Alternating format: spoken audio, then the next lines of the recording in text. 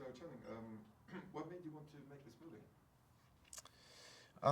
You know, I think just the fact that it didn't come from a comic or some already movie that's been done before and it's like a remake. It just came from some original place, and we got a chance to really realize something that hasn't been done, I guess, before.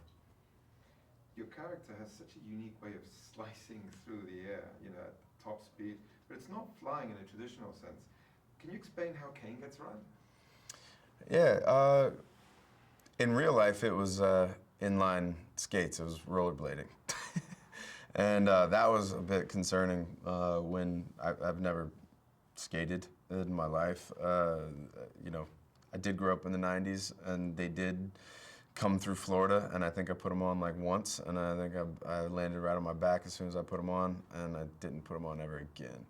But Kane theoretically gets around on boots that redirect the force of gravity. So he has the ability to control gravity and push it in directions that he would like. He can't fly, he can't go up, he can't just like fly around. They're not like booster boots or whatever, but he can sort of surf it in a way.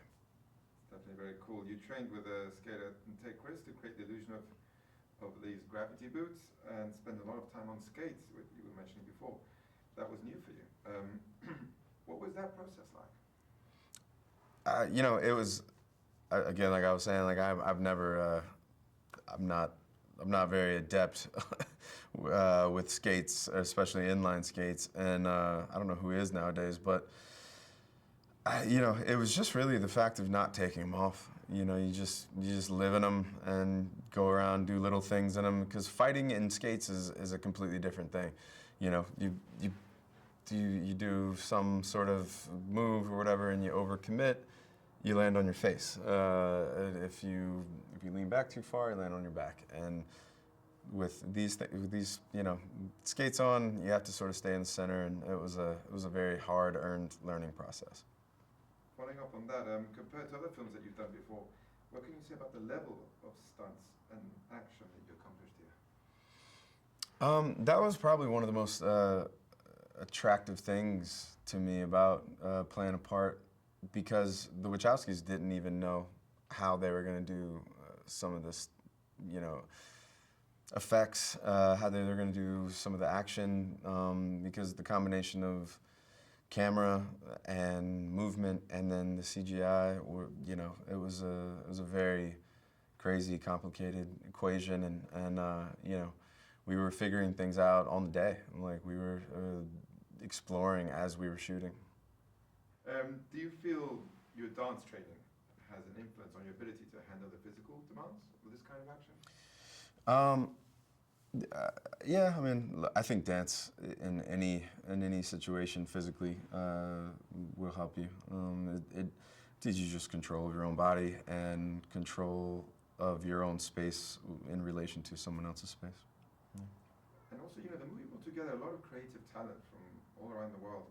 Are there any people, departments you work with closely that you'd like to mention? Oh man, I mean, we shot in London, and there's so many talented people in England. It's insane. I mean, my stunt guys personally, Antal, Bobby, Tig, they're all specialized people that probably in the best in the world at what they do, and most of the films that I've been on, I can do pretty much everything that my character does. Not this film, and Tig's a world champion rollerblader. I mean, he's from I think like 5 years old. He didn't take rollerblades off. I mean, he's a true anomaly in that category.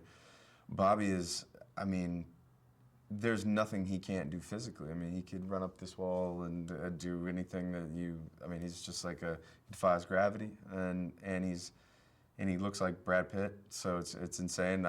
We would joke. I'd be like, well, you should just be playing this character. I shouldn't be playing him, and he sounds really cool when he talks. He's got the great English accent.